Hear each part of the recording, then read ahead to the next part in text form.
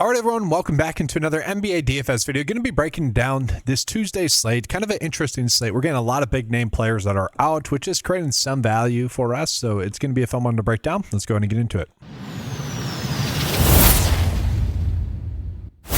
And so, guys, let's start out here with this opening game, which is going to be Portland versus Washington. I actually like the idea of attacking this game somewhat, mostly due to the matchups that we're getting here for Portland. The issue that we're getting with Portland is going to be that Portland, they're not getting healthier, but in regards to like players you want to be targeting, they are getting healthier. Like Drew Holiday is good to go, Grant is good to go, and so those players that pick up a decent amount of usage are going to be active. So that makes playing someone like Denny Avdia more difficult, Sharp a little bit more difficult as well. But this is a pretty soft matchup for Portland, and so I don't mind the idea of attacking them. It is a 7.5 point spread for Portland to win, and then 232 game total as well. And so we just go ahead and take a peek at which players are going to be the best values. The top value is going to be Donovan Cleang, and then actually it's going to be Robert Williams, both of which I don't mind as plays, guys. I'm perfectly fine getting to both of them, but I do really like Donovan Cleang. He's been someone that's been pretty hot recently, and so I'm fine kind of riding the hot hand there.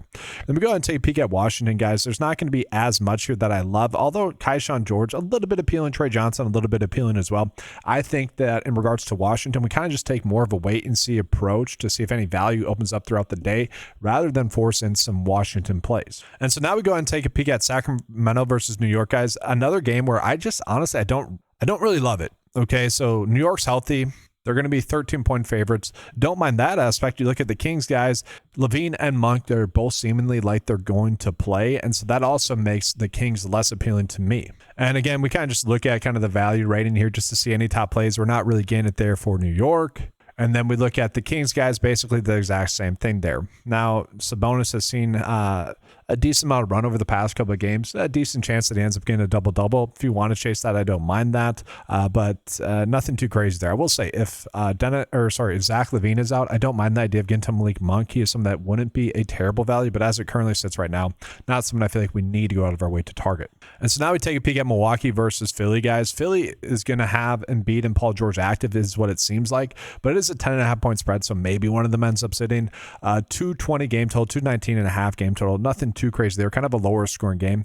Giannis is out and Kevin Porter is out as well. And so that's going to create a lot of usage and a lot of potential value for us. And I phrase it that way because, well, we can't really trust Doc Rivers in regards to the minutes. Besides really Ryan Rollins, that's like the only player we can trust to get minutes. And so I actually think Ryan Rollins is going to be one of the first clicks that we want to get to. Per 36 wise, Rollins averages about 40 fantasy points per 36 with those two players off the court.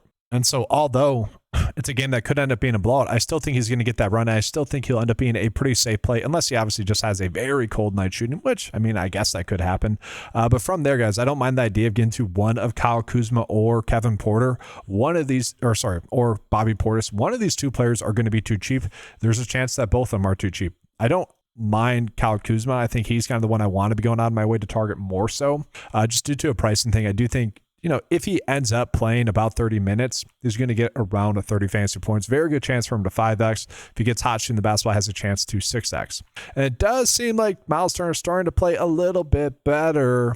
I don't mind chasing a ceiling game. Like, you could get 40 fantasy points out of him. The issue with him is you could also get 15. You could get 20. Like, it's very risk reward.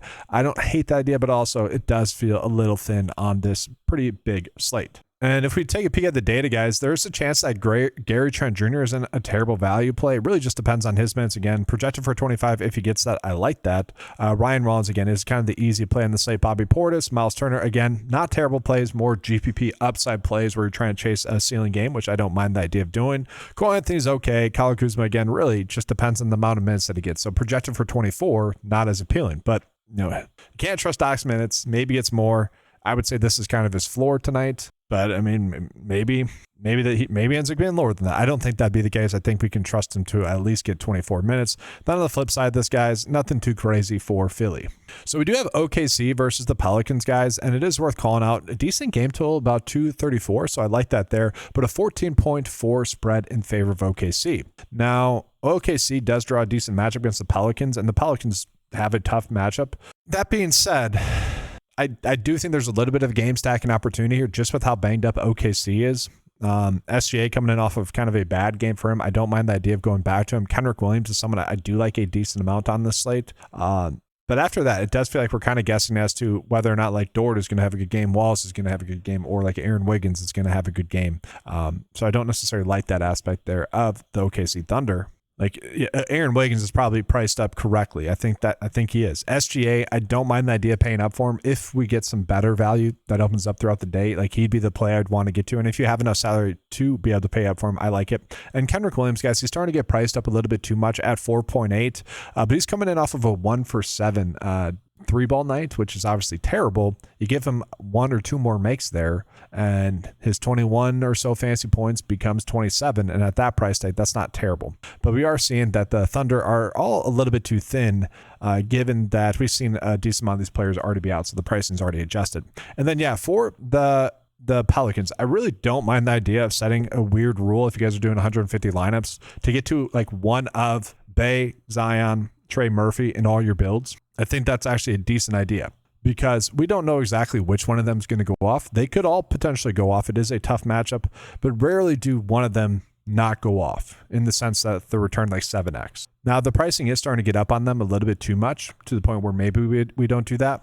And it is a more difficult matchup, but I don't mind still getting some exposure to them. Bey has went off the last 2 games. Zion's been better recently. Trey Murphy has been better recently as well. So I don't mind that approach. It does feel a little bit too risky on this slate. That's more of just like an in general strategy that I kind of like there with the Pelicans on a like per night in and out basis. We go ahead and jump on into Brooklyn versus Phoenix, guys, and there's really not much that I love here in this spot. If Jalen Green were to sit, maybe a little bit more so. Brooklyn's a little bit too thin for me, guys. Just a low game total as well. Kind of an ugly game. And if we look at the value from Brooklyn, like we're not getting any. Like Man's fine. I don't mind the idea of playing Man at his price tag if we need to get down that low, but it's not something you're like excited to do. Like he is someone I've gone to a decent amount just out of necessity, but it's not like I think he's going to be a great value. And then we look at the Suns guys like Ryan Dunn potentially there, Grayson Allen, sure. Like I don't mind the idea of sending a rule to get to one of the Phoenix Suns players as well, whether it be Grayson, O'Neal, Brooks, or Gillespie. Like I don't mind the idea of doing that in some of our builds, but also doesn't feel like we need to do that as well. And so we jump on into Denver versus Detroit, guys, and a little bit more appealing, I would say here, just given the fact that's a 6.5 point spread, but also still a low scoring game. Denver is still banged up.